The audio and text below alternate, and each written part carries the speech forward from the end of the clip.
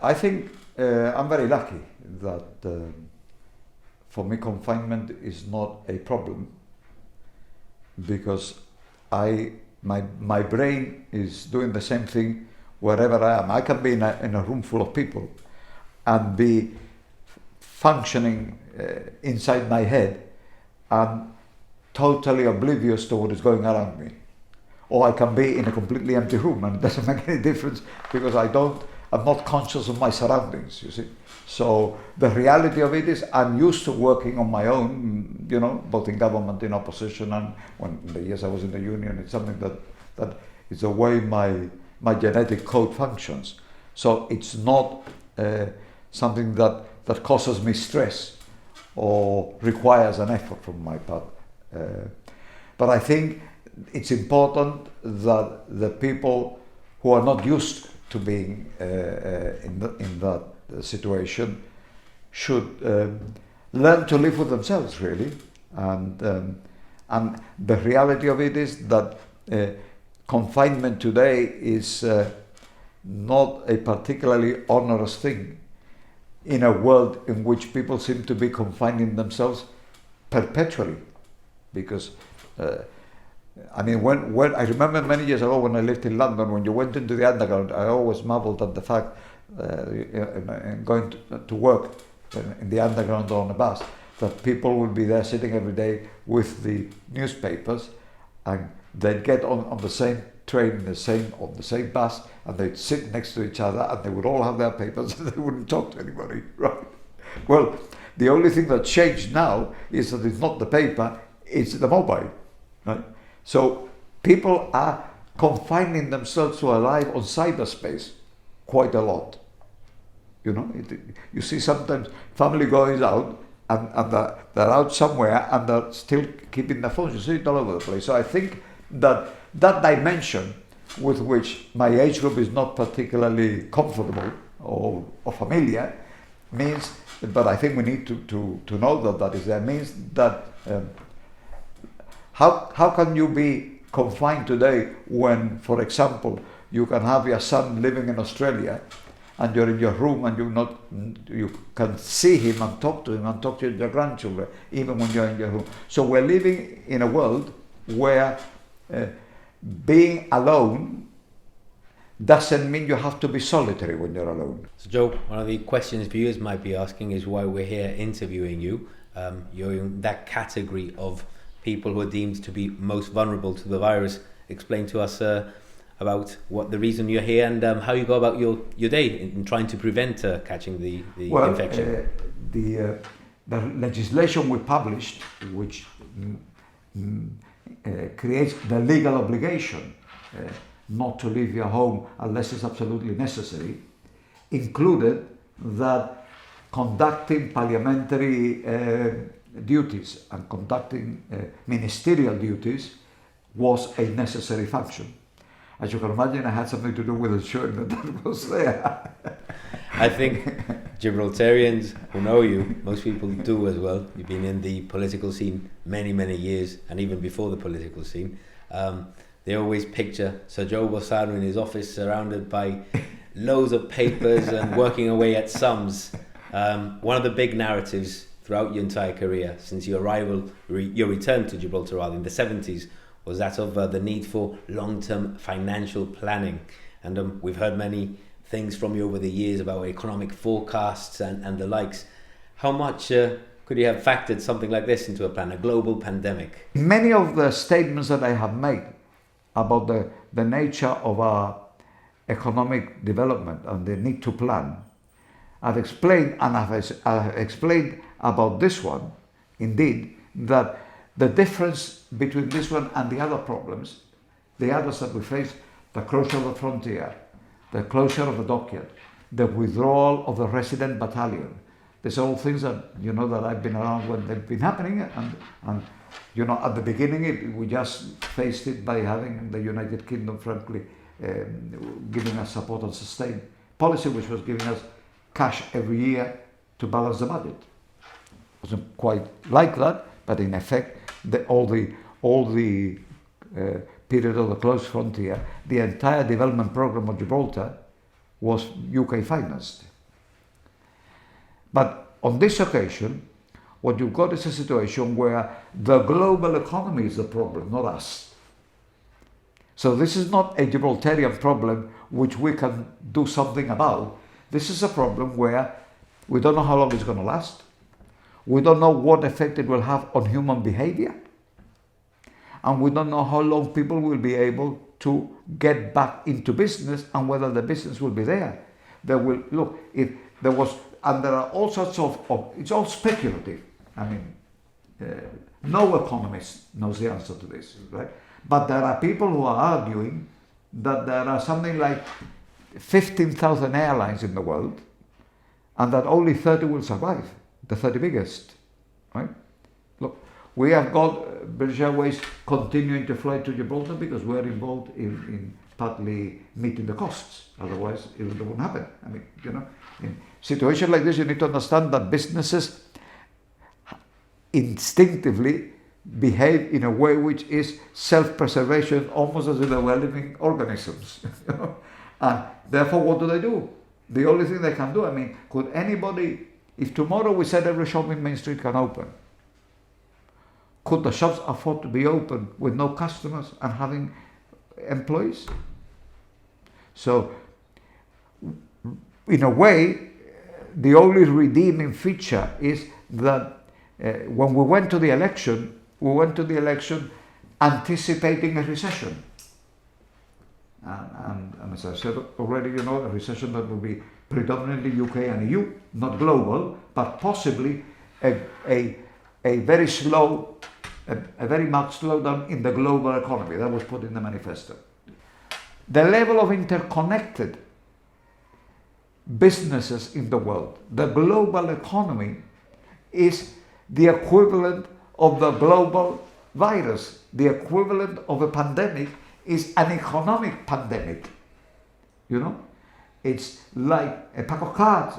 You know, it's a house of cards that falls. It's like this business of having dominoes in a row that you knock one down and the thing is transmitted. Well, just like the movement of the virus jumps from human to human, the economic effects jumps from economy to economy. So we are probably better prepared than almost anybody else in this planet for what needs to be done, in the sense that we had already an expectation of a mild recession. This is going to be an almighty recession and possibly a depression of the likes of the 1930s. That the IMF was speculating in the report that came out 2 days ago, which said that the EU would have a bigger recession than the UK, as I have been saying, and saying that this will probably mirror the impact of the depression of the 1930s. That will last a very long time, 1929, and it didn't start the recovery till 1932-33.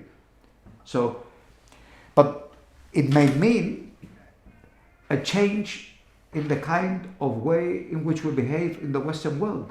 In my last budget speech, I chose to talk about the damage we're doing to the climate and the damage we're doing to the natural resources of this planet, and we're interfering with nature.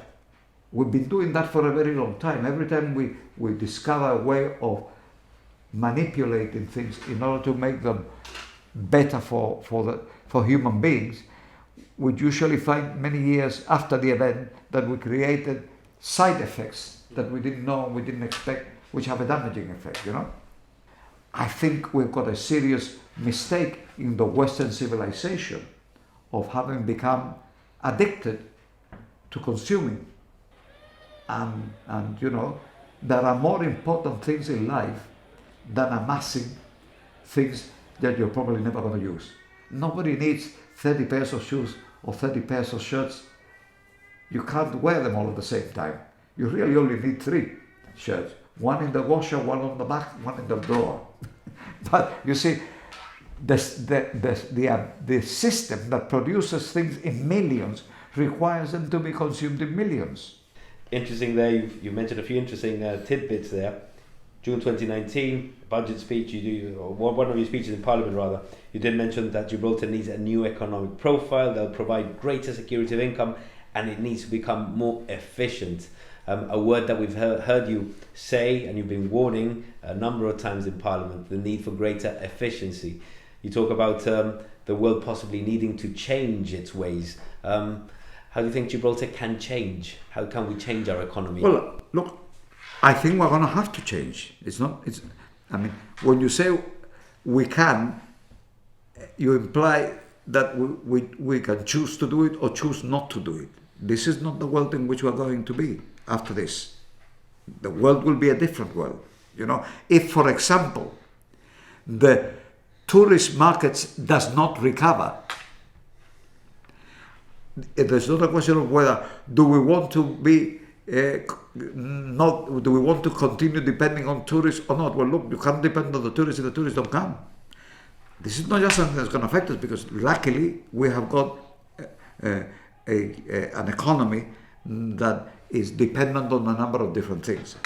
It's a difficult thing to do, but diversification is very important. We shouldn't have all our eggs in one basket. So one of the things in the National Economic Plan post-Brexit was, in fact, to diversify the economy, and the other one was to increase the efficiency of the economy, which means increasing output per worker. If there are three of us in this room, and we each produce £100 worth of goods, and we import three more people into the room, and they produce another £100 each, the gross domestic product, the GDP of the room, has grown by 100%. It's grown from 300 to 600. But it's grown by 6 people producing 600, whereas there were 3 people producing 300. There's been no improvement. So if all that you do is you increase your doses of labor, and you increase your doses of capital, and you increase the output, and they all increase by the same amount, the result is the economy is a bigger economy, but produced by more people. The target is to have economic growth without having to bring more people into the economy. And this is actually spelled out specifically in the manifesto, where I'm saying higher value jobs. The figure that will be published eventually when we manage to get back to getting the statistics for October 2019 will be the ceiling, the target ceiling. The target will be that we grow the economy without having to employ more people in the future than there was at that date, which was the date of the election. Now, what does that mean? Well, it means that is a real way of creating higher standard of living and greater wealth. Because if we go from 300 to 600, produced by 6 people instead of 3, we've achieved nothing. If we each produce 1 more unit of output, and there's 3 of us, and we go from 300 to 303, that's real increase. That's real increase in wealth, right? And therefore, what I'm looking now is at measuring in the future a way of increasing output without increasing inputs. That is, using the existing resources more efficiently. Efficient use of resources translates into greater output from the same number of inputs. Greater efficiency in every field, in physics, in mechanics, in anything that you do, is measured like that. And it's something that you've been advocating and campaigning for the last few years. We've heard you talk a lot about that. How do you intend to do it? I mean, now it's a necessity, it's a must, isn't it? Look, it's not impossible to do, but it is difficult to do because there is an innate element in all of us of resisting change, There is no choice. Now it's no longer something that I am advocated as desirable. I am now saying, now we've moved from not being sustainable to not being affordable, which is the next stage, you see. And therefore, it will have to be the priority of the government. Once we got out of this, I'm going to start now making all the preparatory work to start putting into effect in the course of this year the new economic plan for the transformation of Gibraltar. And it's something that needs to be done. It's something I'm confident that can be done. But exactly how we will develop and alter that plan, we will not know until we know what's happened to the rest of the world, which is where our customers have to come from. In effect, the level of damage elsewhere will determine where the markets are going to be. And at a local level, realistically, from your experience, how badly hit has Gibraltar's economy been? Can we expect many people becoming unemployed after this? Well, look, there's something we need to understand about the economy of Gibraltar. Has got fascinating features for an economist, right? We have got an economy that has a private sector that employs something like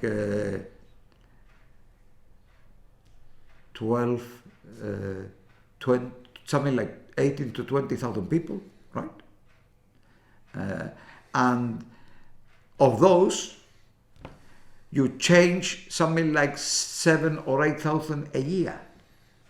That is to say, there is a turnover of workers in the private sector, partly because the nature of the industries, the construction industry is an industry today where, I mean, people talk about, training craftsmen in the traditional skills. Well, look, the traditional skills are disappearing in this industry. In this industry, you don't have carpenters that make doors anymore. You have people who come and hang the doors up that are made in a factory, right? So what do you do when you're building a building? You have got people who come in and put the foundations, and then they go. The building may employ 300 people, and over 18 months, they are never the same 300. In those 18 months, they may have changed crew 4 or 5 times as the building goes up. So the fact that we've got that huge level of labor mobility means that, provided our people accept the need to adapt to a changing situation and the need to retrain, there is no reason why our unemployment should increase. Because, look, we don't have to get rid of anybody. There are people who go, and all we need to do is replace them with local labor. So what sort of things might be lost immediately, do you think? Well, look, immediately I think Main Street is in serious trouble. It was already in trouble, but not in as much trouble as Oxford Street. But the parallel is that there was already a trend induced by advertising and by... look, we were talking before about the problems of confinement. Well, there are less and less people who go out to shop, and they shop online, right? The incredible shift that is taking place in human behavior due to the technology is in its infancy at the moment. And therefore, the link with the confinement is that we're talking about a world in which more and more people are getting used to, traveling in virtual space, shopping in virtual space, and doing all sorts of things in virtual reality rather than in the real physical world that we know with our sensory perceptions of our bodies. So in that new world, the globalization, I always argued, was for the first time something that gave us a unique opportunity. Because one of the things about globalization is that you've got a level of communication between supplier and customer, which is the first time in human history that the classical concept of Adam Smith and the perfect market, which he describes in his book written in the 18th century, right? The Wealth of Nations, is real. And why is that? Because if you look at a physical market and what you're doing is comparing prices, and there's a market with stalls, and you walk down all those stalls, and then when you get to the last one, you find that the cheapest stall was the first one. You've consumed time and effort walking for nothing, because you should have bought it in the first one.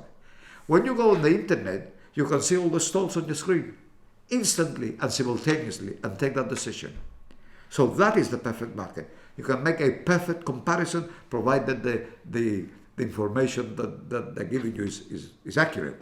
So that level of choice that is now available to you means that in theory you are no longer physically disadvantaged by being a small territory or an island in the middle of the Atlantic or being in the North Pole or the South Pole. Really, if you've got a sellable product, the market is a world. Proof plan, that 4-year plan that you talked about to restructure the economy, became very relevant. It's become relevant. Very useful in this situation. Yep. If this were to prolong itself, coupled with a Brexit, which might just go on regardless of what's happening in the world, well, how much in trouble are we when we get those two variables playing together? Look, the determination of Johnson, having recovered from the virus, is probably still to meet the deadline of December. Paradoxically, many of the things that were going to be happening, which were a problem, will not be happening. Because much of it was about the movement of goods, which are not moving anyway. You know, the big problem was, if you have border controls, how are the trucks going to get through? Well, look, we have a problem now with the trucks getting here. And we haven't had Brexit yet. There are factories that have closed, food factories that have closed, right? The factory in the United States, that is the biggest factory with pork products, has closed in the last 24 hours because they've had 300 cases of virus in one factory. And that is going to affect the food supply of the whole United States. So the movement of trucks across borders has been stopped because of the virus. So what we're seeing is something of what was going to be the effect of Brexit happening on a bigger scale in the European Union, within the Union, between each of the member states. There are now border controls on the movement of people. Another thing, with every crisis comes new opportunities. You've spoken about a few things that could be happening possibly.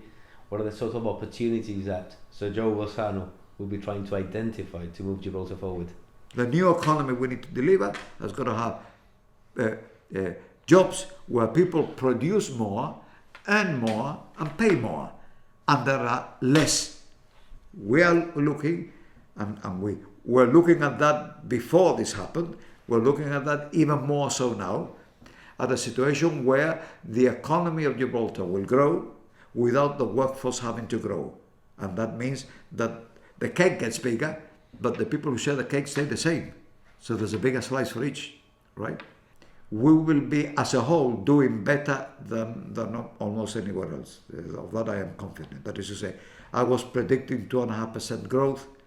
Look, there are people who are saying that the UK could go down by 15% and the States could go down by 25%. I doubt if I can keep on growing by 2.5% if other people are shrinking by 25%. But if others shrink by 25%, then I would expect that we would shrink by 10 or by 5. No more than that.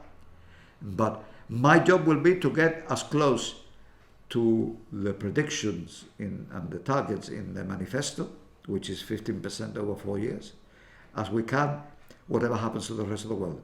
It may be impossible, but that will be what I will be trying to do.